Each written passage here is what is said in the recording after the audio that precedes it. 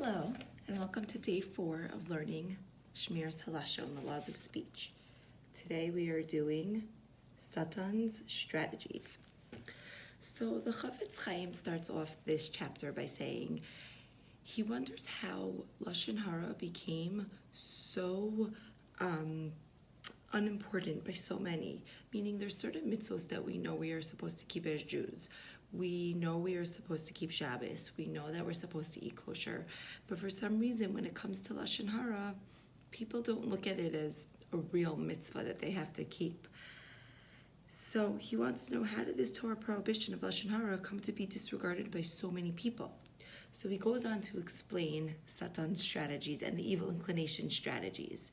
He says, first of all, and I laugh at this one because I was definitely guilty of this when I was younger. He says the average person thinks Lashon Hara is only a problem if you're saying something not true.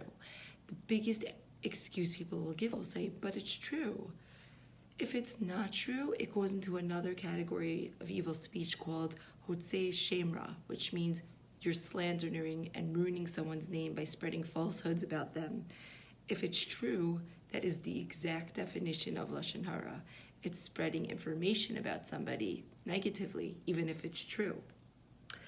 Then he goes on to say, for a more learned person, your evil inclination uses a different tactic, gets a little smarter. It says that this person is so evil that they deserve Lashon Hara to be spoken about them. So that's a common thought I think people have that go through their head. Oh, I would never speak Lashon Hara about a good person, but this person's so terrible. It's like a mitzvah that I'm speaking about them. I'm actually helping the world. Unfortunately, that's not true.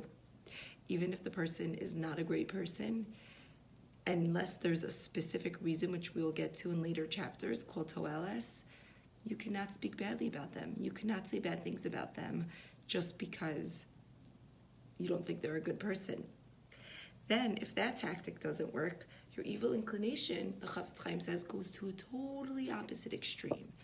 It says, everything's Lashon Hara. You have to be so scared you can't speak at all. And eventually someone gets so frustrated and they feel so nervous that they think, I can't even do this mitzvah. I might as well just totally forget about it, and I have to speak.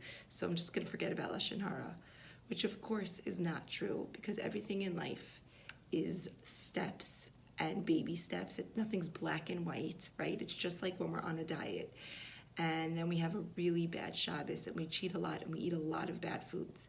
It doesn't mean that we should just give up on the diet and now that's it. I blew it, so I'm done.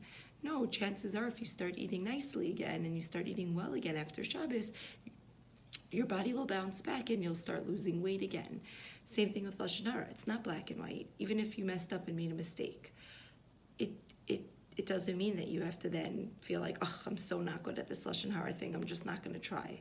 Everything is baby steps. And there's a lot of things you can talk about. So it's not true when the evil inclination tries to tell us, oh, everything's Lashon Hara, so don't even try this mitzvah. So for these reasons, the Chafetz Chaim says is why he put this book together, to make people realize that this is an important mitzvah. He said over time this became a mitzvah that people started to view as only for the very pious. If you're a very righteous person, you don't speak badly about people. But for us average people, this is not our mitzvah.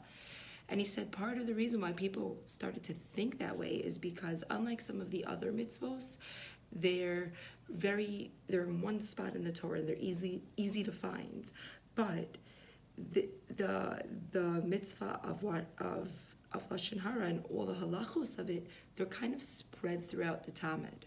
So it's really hard for people for many years, it was hard for them to really put together the laws of Lashon Hara because it wasn't in one spot in the Talmud, it was in a lot of different places.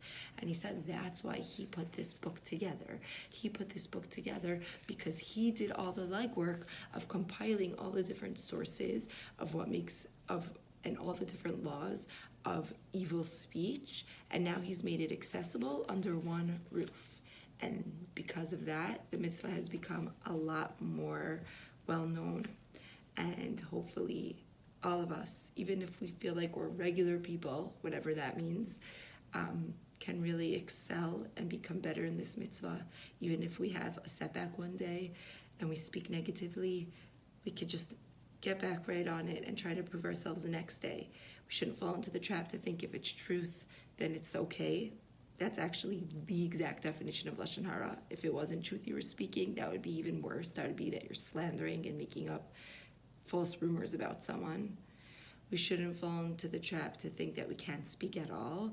There's a lot of wonderful things that we could speak about, and we shouldn't fall into the trap and think that just because somebody's evil means we can talk about them. I wish us a lot of hatzlacha in this mitzvah, and our diligence in this mitzvah should serve as a protection for everyone against this terrible virus. Have a great day.